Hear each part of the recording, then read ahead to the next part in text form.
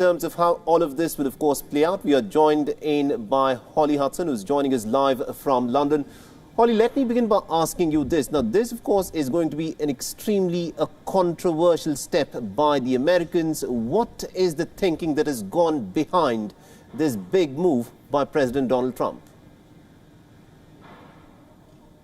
Yes, hugely controversial, as you say. The US, like Britain, has had troops stationed in Germany for many years, since the Cold War. But unlike Britain, who also withdrew more troops earlier this year, this is motivated differently.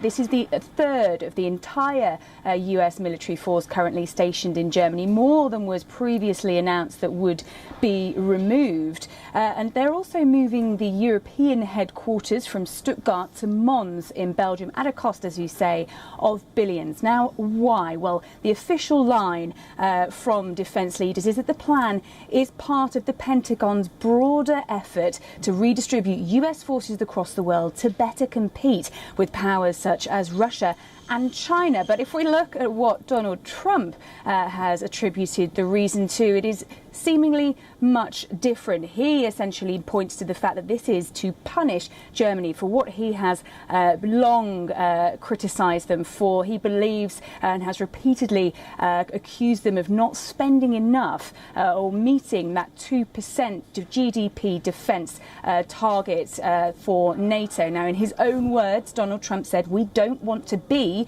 the suckers anymore. We're reducing the force because they're not paying their bills. They are delinquent," a word he keeps repeating. And on Twitter in the early hours of this morning, he said Germany pays Russia billions of dollars a year for energy. Also, Germany's very delinquent in their 2% fee. So NATO have attempted to downplay this situation, highlighting the fact that Germany have at least consulted with them before this announcement, as opposed to previously. But obviously, this hasn't gone down well in Germany at all. If I just read you a statement on Twitter by Peter Bayer, the German government coordinator for transatlantic relations. He said that this makes no geopolitical sense for the US.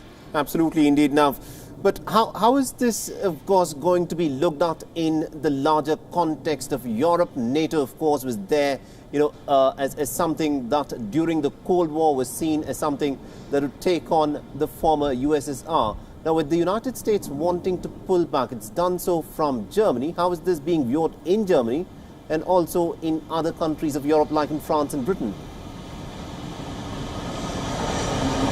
Yes, well, the fact that Germany are pointing to or say that this is a military decision, a strategic decision, and will help in terms of redeployment and being able to further fight against Russia and other powers such as China. But as I've said there, Peter Bayer from the German government, of course, doesn't believe that this makes any sense from a military or strategical point of view, going on to say, "I stand by my view. The US troop reduction is not in the security interests of Germany or NATO." And you previously pointed out that US lawmakers as well are very divided on this. Many have moved to condemn this, including one who says that this is just to embarrass Germany, and no plan or no consultation has been made. This is a really bad idea. All right, we'll have to leave it there. Thank you very much indeed, Holly Hudson, for joining us and getting